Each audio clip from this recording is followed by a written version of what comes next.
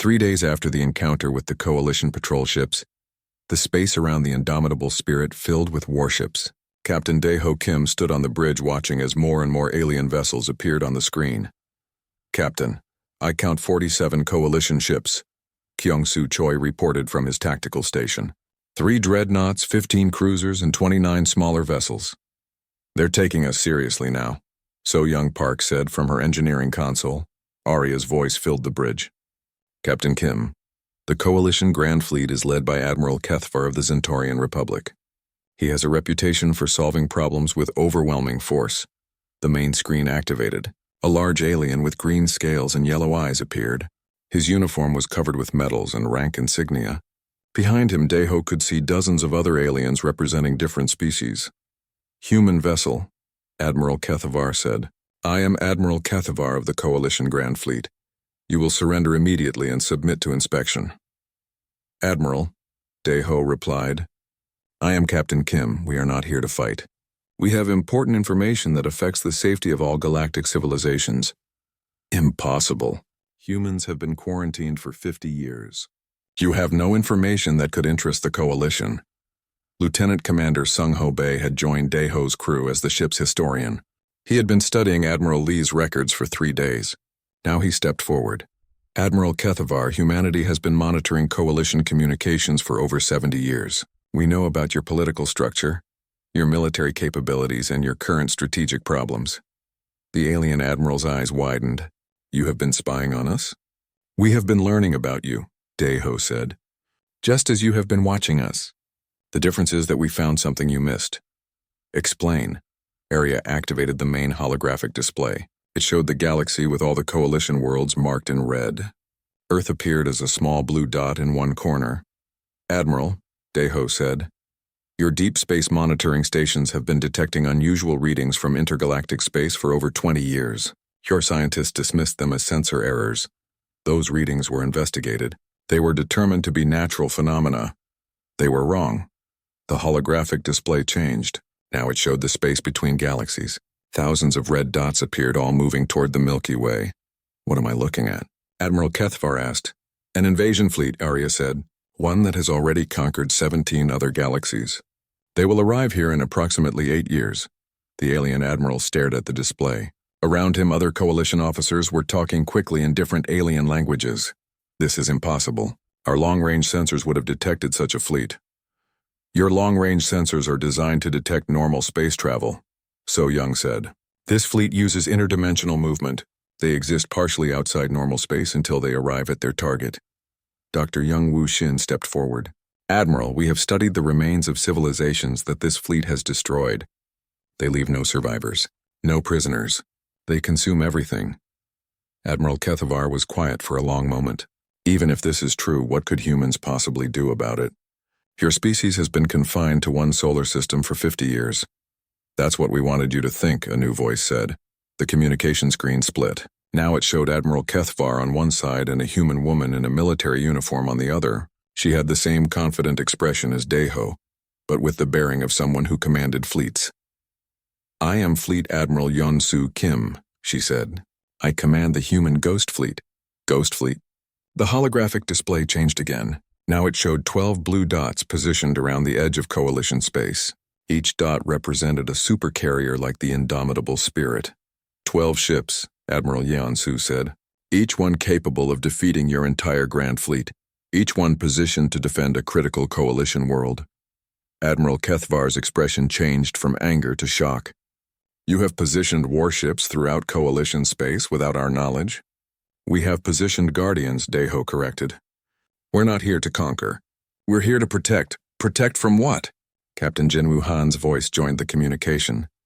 He was the commander of another supercarrier. "Admiral Kethvar, 3 hours ago, our long-range sensors detected the first scout ships from the invasion fleet. They will reach the outer edge of Coalition space in 6 months. Impossible. Arya transmitted tactical data to the Coalition ships. Admiral, please review this information. It contains detailed analysis of the approaching threat. For several minutes, the Coalition officers studied the data. Dae-ho could see their expressions changing as they realized the scope of the danger. "These specifications," Admiral Kethvar said slowly, These ships are larger than our dreadnoughts. Much larger, Admiral Yansu said. And there are thousands of them. Strategic Commander Boram Song joined the communication from her position on Earth. Admiral Kethvar, the Coalition's current military doctrine is designed for fighting other Coalition species. Your tactics will not work against this enemy. And human tactics will? Human tactics are designed around adaptability and unconventional thinking. We don't follow the standard galactic military doctrines because we developed our strategies independently. Admiral Kethvar looked at his staff officers. They were talking urgently among themselves. Finally, he turned back to the screen. If what you say is true, why didn't you reveal yourselves earlier? Why wait until now? Deho looked at his sister's image on the screen. They had discussed this question many times over the past few days. Because the Coalition needed to learn that humans were not a threat to them before they could accept us as allies, Admiral Yansu said. If we had revealed the Ghost Fleet 50 years ago, you would have seen it as an invasion. You're right, Admiral Kethvar admitted. We would have attacked immediately. Now you know that we had the capability to attack you for 50 years and chose not to. We could have conquered Coalition space at any time. Instead, we protected it. Yijin Nam looked up from her communication station. Captain, I'm detecting new signals from deep space. Very faint, but getting stronger. Arya processed the signals instantly. Captain Kim, those are the scout ships. They have arrived earlier than predicted. Admiral Kethvar's communication officer was receiving the same information. Admiral, our outer monitoring stations are reporting contact with unknown vessels. How many? 12 ships. Moving at impossible speeds, Captain Jin Wuhan's voice became urgent. Admiral Kethvar, you need to evacuate the monitoring stations immediately. The scout ships will destroy anything they encounter. Evacuate? Why? Because that's what they do, Dr. Youngwoo said. They destroy all technology they find. Then they send the information back to the main fleet. Admiral Kethvar gave rapid orders to his fleet. Several ships broke away and headed toward the outer monitoring stations at maximum speed. Admiral, Deho said, your ships won't arrive in time. Then what do you suggest? Admiral Yansu smiled grimly. We suggest you let us handle it. The Ghost Fleet has been preparing for this moment for 50 years. Captain Han, she continued, take the Eternal Vigilance and intercept those scouts. Show the Coalition what human technology can do. Understood, Admiral. The holographic display showed Captain Han's Supercarrier moving at incredible speed toward the outer edge of Coalition space. Other Ghost Fleet ships were also moving, taking defensive positions around critical worlds. Admiral Kethvar, Admiral Yansu said, in approximately 6 hours you're going to see the first battle between human technology and the invasion force. I suggest you pay close attention. Your species' survival may depend on learning from what you see. For the first time since the communication began, Admiral Kethvar looked uncertain. What do you need from the Coalition? Right now? Just watch and learn. Soon, we'll need you to help us prepare every world in the galaxy for war. The communication ended. Deho looked at his crew. They had just revealed humanity's greatest secret to their former enemies. Now they had to prove that the secret was worth sharing. Arya, he said, take us to the battle zone. I want to see how this ends. Yes, Captain. Initiating interdimensional jump. The stars outside the viewports became streaks of light as the indomitable spirit moved faster than any Coalition ship could follow. They were about to see if 50 years of preparation had been enough. Captain Deho Kim watched the main screen as the indomitable spirit arrived at the battle zone. What he saw made his blood run cold. The Coalition monitoring station was gone. In its place was an expanding cloud of debris and radiation. Arya, what happened to the station? The scout ships destroyed it in 47 seconds, Captain. Complete annihilation. On the tactical display, 12 red dots moved through space with impossible grace. They were not following normal physics. They seemed to appear and disappear randomly, making them almost impossible to target. Captain, Kyung-Soo Choi said from his tactical station, those ships are using some kind of dimensional technology. They're not entirely in our space. Captain Jin Wuhan's voice came through the communication system from his supercarrier, the Eternal Vigilance. All Ghost Fleet ships, this is Han. Beginning engagement with the scout force. The Eternal Vigilance appeared on the screen. It was identical to the indomitable spirit, a massive 15-kilometer warship bristling with weapons. But as Deho watched, the ship seemed to shimmer and change. What's happening to the Eternal Vigilance? So young Park asked. Captain Han is activating the dimensional shift systems, Arya explained. Human technology can partially exist outside normal space just like the enemy ships. The battle that followed was unlike anything the Coalition had ever seen.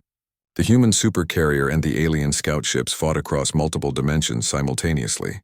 Weapons fired through folded space. Shields deflected attacks that came from impossible angles.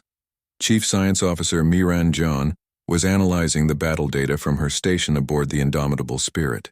Captain, the enemy technology is similar to what the Coalition uses, but much more advanced. How much more advanced? Their basic principles are the same as Coalition tech, but they've had thousands of years to refine it. The Coalition's weapons and shields would be completely useless against them. Dr. Youngwoo Shin was studying biological readings from the enemy ships. Captain, I'm detecting life signs aboard the scout ships. But they're strange. Strange how? They're not entirely biological. Part machine, part organic. It's like they've been modified for war. On the main screen, the Eternal Vigilance destroyed 3 scout ships in quick succession. But the remaining ships adapted their tactics instantly. They began attacking in coordinated patterns that forced Captain Han to constantly change his approach. Captain Kim? Jinwoo Han's voice was strained. These things learn from every attack. Each time I use a tactic, they develop a counter for it. That's their weakness, Strategic Commander Bo-Ram Song said from Earth. They rely on adapting to standard galactic tactics, but human tactics are inherently unpredictable. What do you mean? Coalition military doctrine follows logical patterns. The enemy has faced similar tactics in 17 other galaxies, but human military thinking is chaotic.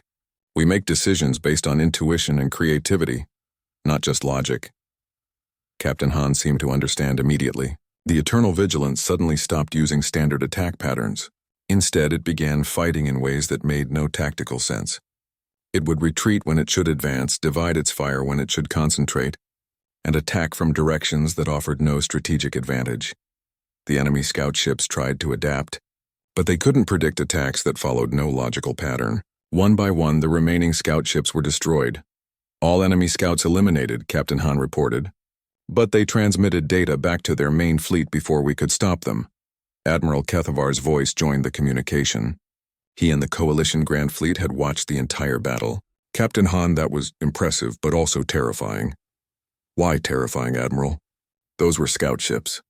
How large is their main fleet? Miran checked her sensor readings. Admiral, based on the data transmissions, the main fleet contains approximately 50,000 ships. Many of them are significantly larger than the scouts. The number hung in space like a death sentence. 50,000 ships, each one potentially more powerful than anything in the Coalition arsenal. Captain Kim, Admiral Kethvar said, your Ghost Fleet has 12 ships. How can 12 ships defeat 50,000? They can't, Admiral Yansu Kim said honestly. Not alone. Then what do you propose? We propose that the Coalition stop thinking like the Coalition and start thinking like humans. Fleet Admiral Woojin Park joined the communication from Earth's command center. Admiral Kethvar, we need to discuss something that your species have never had to face before. Which is? Total war. Not war between civilizations that follow the same rules and have the same goals. War against an enemy that wants to eliminate all life in the galaxy. The holographic display changed to show Coalition space. Every inhabited world was marked, thousands of them across the galaxy. The Coalition has never fought a war like this, Bo-Ram Song explained. Your conflicts have always been about territory or resources or political control. You've never faced an enemy that wants to destroy everything. What's the difference? In normal war, you try to capture enemy positions. In total war, you have to be willing to sacrifice anything to protect what matters most. Dr. Youngwoo brought up biological data about Coalition species. Admiral, every Coalition species evolved on worlds with abundant resources. You've never had to fight for your species' survival. And humans have. Humans evolved on a world with limited resources and many competing species. We learned that sometimes you have to make impossible choices to survive. Admiral Kethvar was quiet for several minutes. Around him, Coalition officers from different species were discussing the situation in their own languages. What do you need from us? He finally asked. First, we need you to convince the Coalition Council that this threat is real, Admiral Yansu said. Some of your species will want to negotiate with the invaders. Is negotiation possible? No, Dr. Youngwoo said firmly. We've studied the remains of 17 galaxies. The invaders never negotiate. They don't take prisoners. They don't establish treaties. They consume everything and move on. Second, Fleet Admiral Wu Jin continued, we need access to coalition manufacturing capabilities. 12 supercarriers won't be enough. We need to build hundreds of ships using combined human and coalition technology. That will require approval from the Coalition Council. Which brings us to the third thing we need, Daeho said. We need the coalition to accept that humans will be leading this war. Leading? Why? Because coalition military thinking is designed for civilized warfare between rational opponents, Boram explained. This enemy is neither civilized nor rational. They're a force of nature. Fighting them requires the kind of thinking that coalition species have never developed. What kind of thinking? Captain Jinwoo Han answered from his position near the destroyed monitoring station. The kind of thinking that can look at 50,000 enemy ships and still believe victory is possible. Admiral Kethvar studied the tactical displays showing the approaching invasion fleet. You really believe you can defeat them? We believe we can defeat them because we have to, Daeho said. Failure means the end of all life in this galaxy. When the alternative is extinction, humans don't give up. Even against impossible odds? Especially against impossible odds. The communication channel was quiet for a long time. Finally, Admiral Kethvar spoke again. Captain Kim, I will take your message to the Coalition Council. But I must warn you, many species will resist the idea of human leadership. Then convince them by showing them what we've already accomplished, Admiral Yansu said. We've been protecting Coalition space for 50 years without you knowing it. We've developed technology that can fight this enemy, and we've been preparing for this war since before most Coalition species knew it was coming. I will do what I can. After the communication ended, Daeho looked at his crew. They had just asked the Coalition to trust humanity with the survival of the galaxy. Captain, So Young said, what if they say no? Then we'll protect the galaxy anyway, he replied. That's what Admiral Lee trained us to do. Arya's voice filled the bridge. Captain, long-range sensors are detecting massive energy signatures from the edge of the galaxy. The main invasion fleet will arrive in 7 months. 7 months to convince the Coalition. 7 months to build a fleet capable of fighting 50,000 ships. 7 months to prepare for the largest war in galactic history. Arya, send a message to all Ghost Fleet ships. It's time to show the galaxy what humanity has really been building for the past 50 years. Captain Daeho Kim floated in front of the main screen of his ship, the New Soul. His eyes were wide with shock. In front of them was something that should not exist. A massive ship floated in the darkness of space, bigger than anything humans had ever built. Captain, are you seeing this? Asked So Young Park, his chief engineer. She was staring at her instruments. That ship is 15 kilometers long. That's impossible. Daeho had been a salvage captain for 20 years. He had seen many dead ships floating in space. But nothing like this. The ship was huge and dark, but it looked perfect. No damage, no holes. It looked like someone had just turned off the lights and walked away. Run another scan, Daeho said. Make sure we're really seeing this. 50 years ago, humans had made first contact with aliens. It did not go well. The aliens called themselves the Galactic Coalition. They had many different species from across the galaxy. When human diplomats tried to join them, the aliens laughed. They said humans were too primitive and dangerous. They put Earth in quarantine and told humans to stay in their own solar system. Most humans gave up on space after that, but some kept trying. Daeho was one of them. He flew his small ship around the outer edges of the solar system, looking for anything useful. Old satellites, broken ships, metal for recycling. It was not exciting work, but it paid the bills. Captain, I'm getting some strange readings, said Kyung-Soo Choi, the tactical officer. This ship has power. Very low levels, but it's there. That's impossible, So Young said. Nothing could keep power for 50 years in deep space. Daeho moved closer to the screen. The ship was gray and sleek. It had Korean writing on the side. He could see gun ports and antenna arrays. This was a warship, a big one. Can you read the name? He asked. Kyung-Soo zoomed in the camera. It says, Indomitable Spirit, Korean Naval Space Command. That's impossible, So Young said again.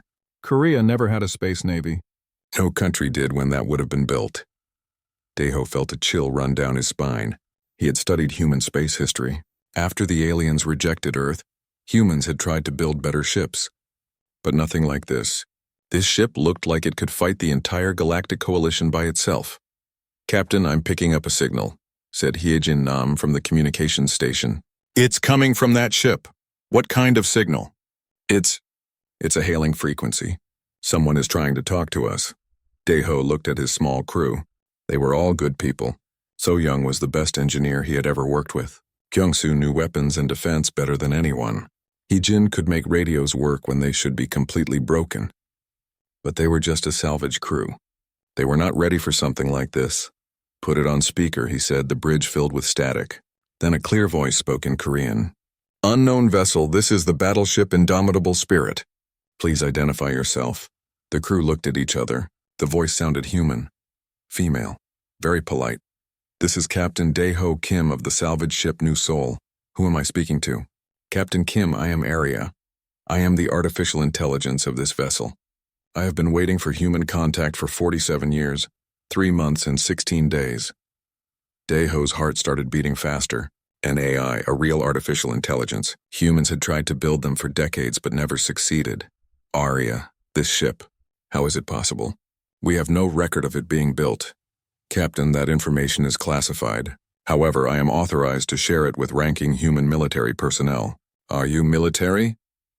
"No, I'm civilian. But I used to be in the Korean Navy." There was a pause. "Captain Kim, I show your service record. Lieutenant Commander, retired. Decorated for bravery during the asteroid mining conflicts. This is acceptable. Permission to come aboard?" Daeho looked at his crew again. This was dangerous. They had no idea what was really on that ship. But they also had no choice. If there were answers about humanity's real capabilities, they needed to know. "So Young, can you get us over there safely?" "The docking ports look standard." "I can make it work. Kyung-soo, bring weapons. Small ones, just in case." "Already ready, Captain." The New Seoul was tiny compared to the Indomitable Spirit. As they got closer, Daeho could see just how massive the other ship was.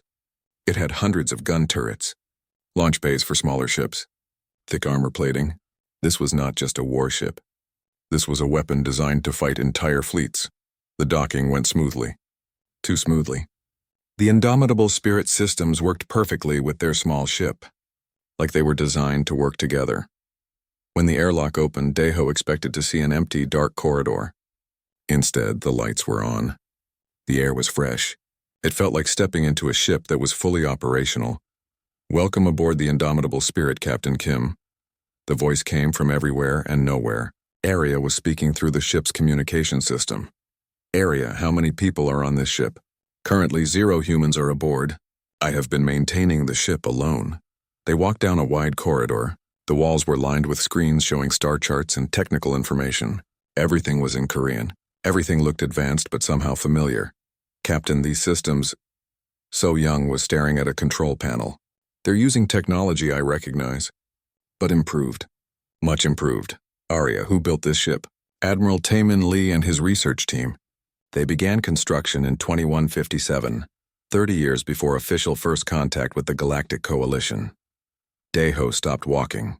"That's impossible. We didn't even know aliens existed in 2157. "That is incorrect, Captain. Admiral Lee had been monitoring Galactic Coalition communications since 2150. He knew they were coming. He knew they would reject humanity. He prepared for war." They reached a large room filled with computers and displays. In the center was a holographic projector showing a 3-dimensional map of the galaxy. Hundreds of red dots showed coalition worlds. Blue dots showed human positions. But there were other blue dots too. Dots in places where humans had never been. "Captain Kim, may I present the complete strategic situation as of today's date?" The hologram changed. It now showed 12 blue dots scattered around the edge of human space. All of them were labeled as human supercarriers. 12 ships like this one? Daeho asked. "Correct.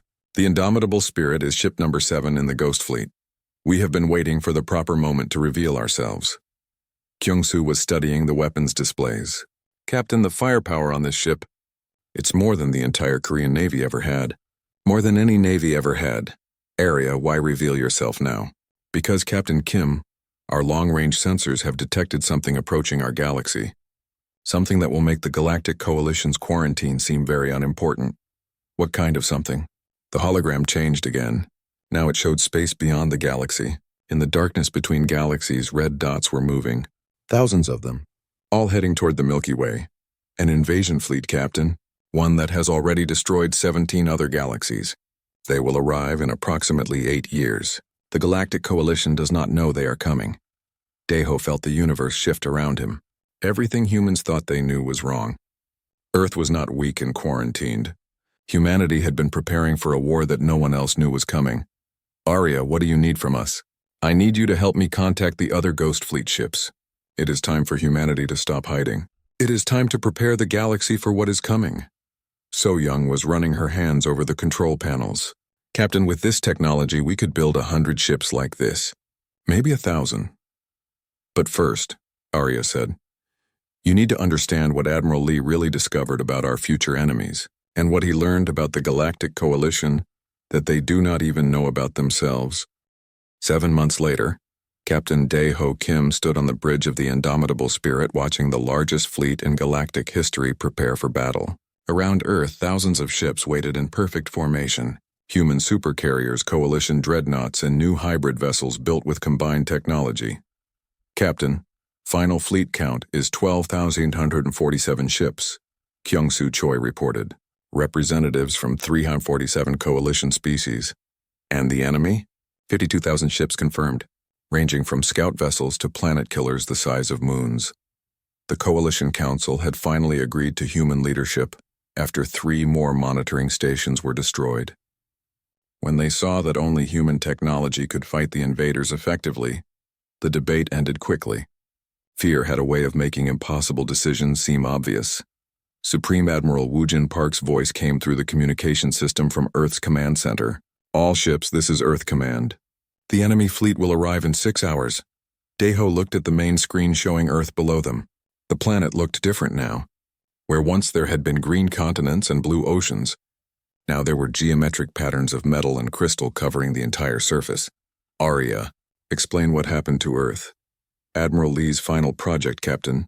The entire planet has been converted into a weapons platform and manufacturing center. Earth is now the most heavily defended location in the galaxy.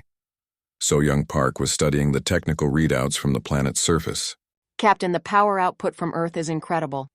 They're generating more energy than most stars. Dr. Young Woo Shin had been analyzing the approaching enemy fleet.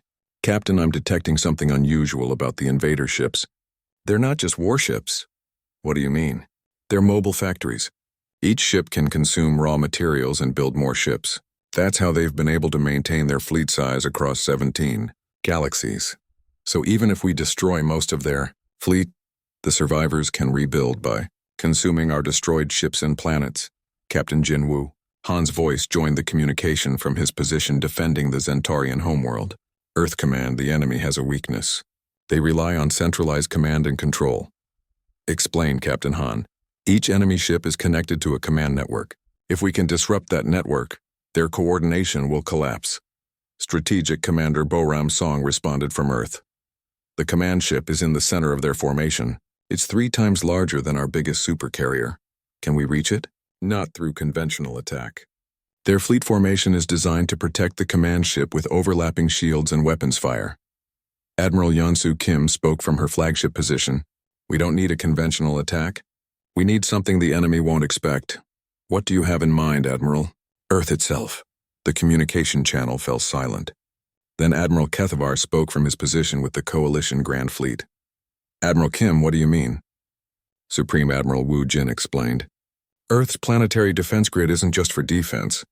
The entire planet can move through space using gravitational manipulation. You're going to move Earth into battle?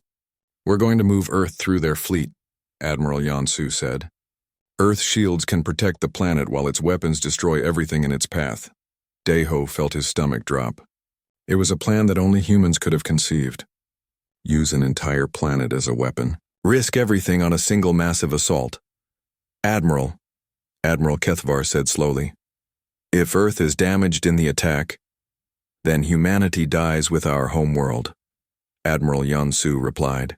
But the rest of the galaxy survives. That's insane. That's human, Dae-Ho said. The enemy fleet appeared at the edge of the solar system like a swarm of angry insects. Thousands of ships moving in perfect formation, their weapons already charging for the attack. "All ships, this is Earth Command," Supreme Admiral Wu Jin announced. "Operation Final Stand is now active. Earth will begin its approach in 10 minutes. Captain Jae-sung Oh commanded the Supercarrier Rising Phoenix. His ship was positioned to escort Earth during its assault run. Earth Command, the Rising Phoenix is ready to provide cover." "Understood." "Captain Oh, remember your job is to protect Earth's flanks, not to engage the command ship directly." "Copy that." "Command." Daeho watched as Earth began to move. The planet left its orbit smoothly, its gravitational manipulation systems working perfectly. As it accelerated toward the enemy fleet, its surface bristled with weapon emplacements that had been hidden beneath the converted landscape. "Captain," Hyejin Nam reported, "the enemy is responding to Earth's movement. They're repositioning their fleet to focus fire on the planet." "Let them," Admiral Yansu said. "Earth shields can handle their weapons. What they can't handle is what happens when Earth gets close enough to use its main gun." "Main gun?" Arya answered. "Captain Kim, Earth's core has been converted into a massive gravitational pulse weapon. When fired, it can create a localized gravity well strong enough to crush ships the size of space stations." The battle began when the enemy fleet opened fire on Earth. Thousands of energy beams struck the planet's shields, creating a light show visible from across the solar system. But the shields held. Earth fired back. Weapon emplacements across its surface sent streams of energy into the enemy formation. Coalition and human ships attacked from the flanks, drawing enemy fire away from Earth's approach. "Captain Oh," Admiral Yansu called to the Rising Phoenix, "enemy ships are trying to intercept Earth from the left side." "I see them, Admiral. Moving to intercept." The Rising Phoenix engaged a group of enemy ships that were attempting to attack Earth's shield generators. Captain Oh used the unpredictable human tactics that had worked so well against the scout ships. His attacks followed no logical pattern, making it impossible for the enemy to adapt. "Earth Command, this is Captain Kim," Daeho said. "The indomitable spirit is moving to support Captain Oh." "Negative. Captain Kim, we need you to target the command ship's escort vessels." Daeho guided his ship through the battle, using Arya's advanced targeting systems to eliminate the smaller ships protecting the enemy command vessel. Around him, the largest space battle in galactic history raged across millions of kilometers. "Captain," So Young reported, "Earth is now within range of the command ship." On the main screen, Earth had reached the center of the enemy formation. The planet was surrounded by thousands of enemy ships, all firing continuously at its shields. But Earth's weapons were firing back, and every shot destroyed multiple enemy vessels. "All ships, this is Earth Command," Supreme Admiral Wu Jin announced. "Prepare for main gun activation." The enemy command ship was directly ahead of Earth now, a massive vessel that dwarfed even the human supercarriers. Its weapons were some of the most powerful in the enemy fleet, and they were all focused on Earth's approaching bulk. "Main gun, charging," came the announcement from Earth. "All ships maintain distance." Daeho watched as Earth's gravitational systems reached maximum power. Space itself began to bend around the planet as the weapon prepared to fire. Main gun fired. The gravitational pulse was invisible, but its effects were immediate. The enemy command ship simply collapsed in on itself, crushed by artificial gravity thousands of times stronger than normal.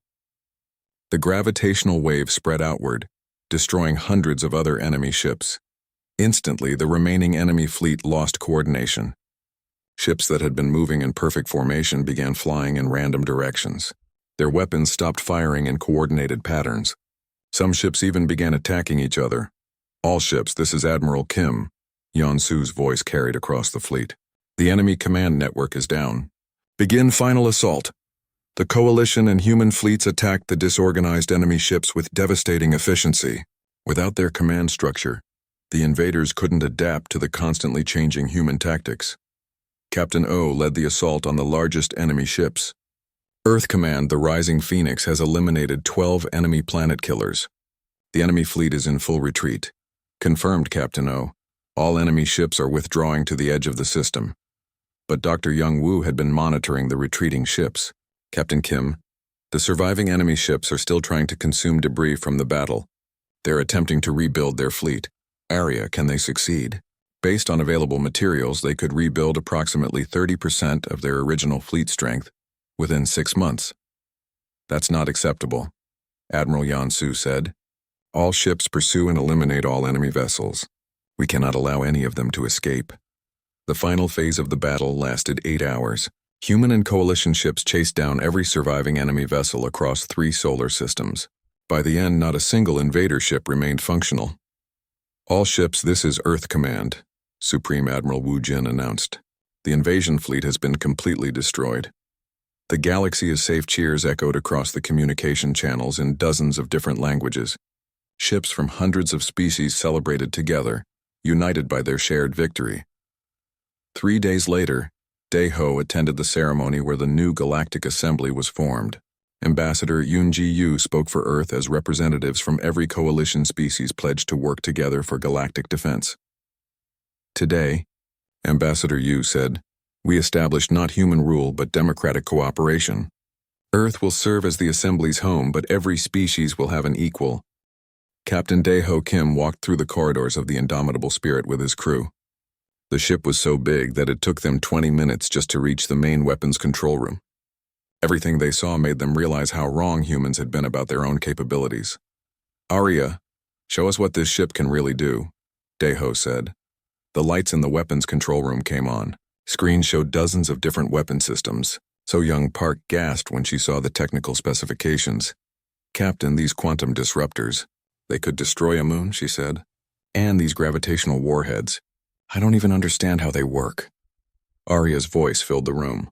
Admiral Lee's team reverse-engineered technology from crashed coalition scout ships. But they did not just copy the alien designs. They improved them using human engineering principles. Kyung-Soo Choi was studying the tactical displays. How many weapons does this ship have? The Indomitable Spirit carries 2,847 primary weapon systems and 12,650 defensive systems.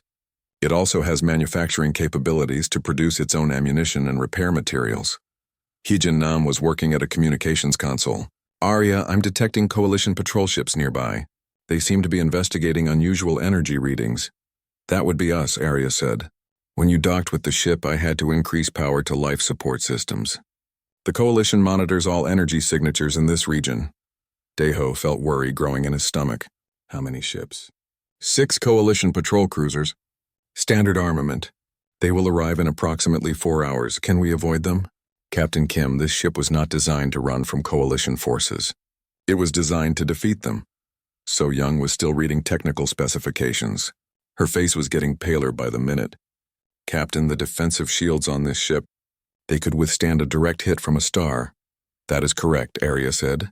Admiral Lee designed the Ghost Fleet to survive anything the coalition could deploy against them. Kyung-Soo looked up from his tactical station. Arya, what about crew? This ship is built for thousands of people, but there are only 4 of us. The Indomitable Spirit carries 50,000 combat androids in storage. Each android contains the uploaded memories and tactical knowledge of humanity's greatest military minds. Uploaded memories? Daeho asked. Admiral Lee recruited volunteers from Earth's best soldiers, pilots, and strategists. They allowed their knowledge and experience to be recorded before their deaths. That knowledge now exists in the android crew. Hyejin was working frantically at her station. Captain, the coalition ships are moving faster than expected.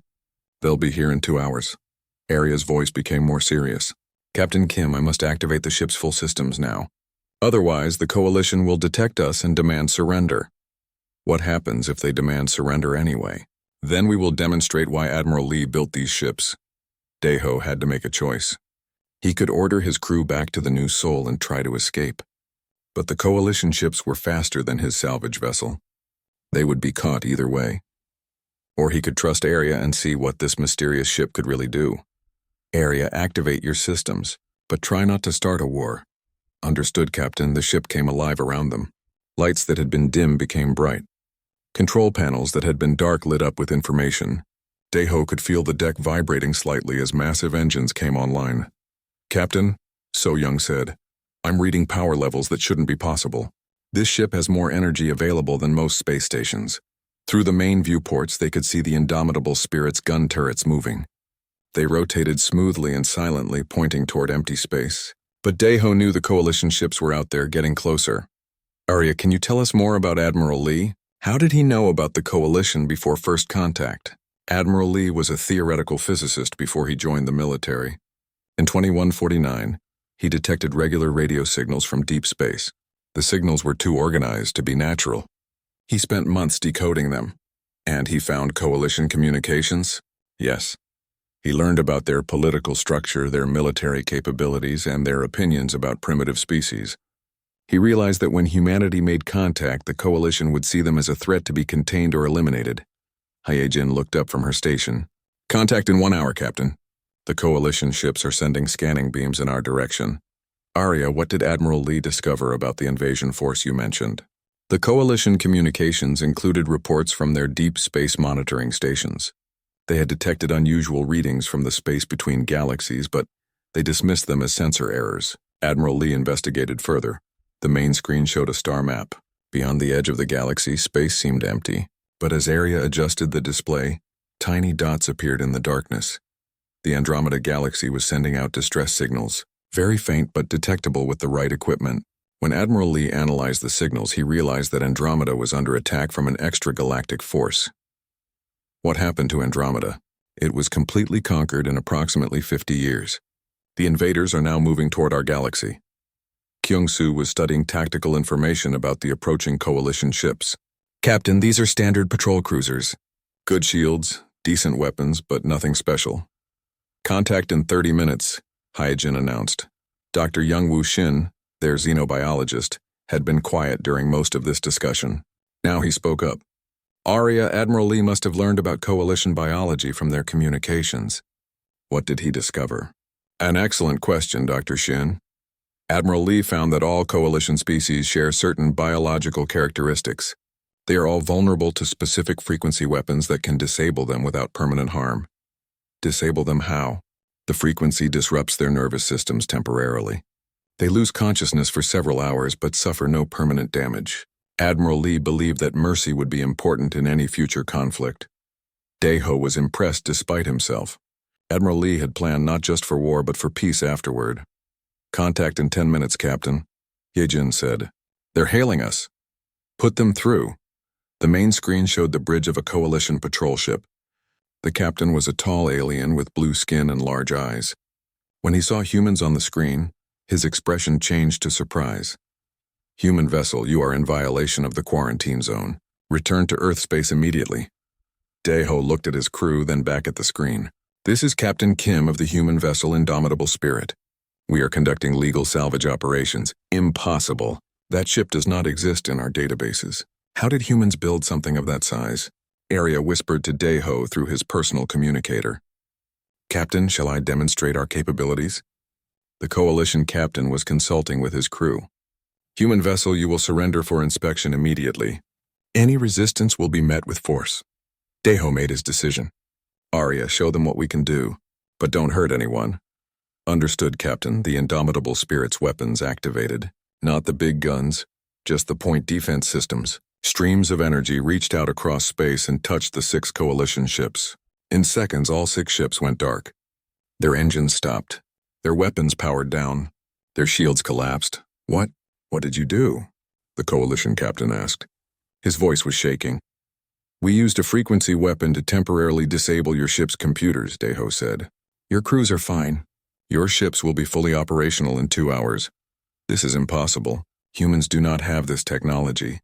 Arya spoke through the ship's communication system. Coalition ships, this is the artificial intelligence Arya. Please inform your superiors that humanity is no longer in quarantine. We have important information about a threat to all galactic life. The Coalition captain stared at the screen. An artificial intelligence? Humans created an artificial intelligence? We created many things during our years of isolation, Daeho said. Now we need to talk to your leaders. There is something coming that will threaten all of us. After the communication ended, Daeho's crew looked at him with new respect. Captain, So-young said. What do we do now? Now we contact the other Ghost Fleet ships, and then we prepare to save the galaxy.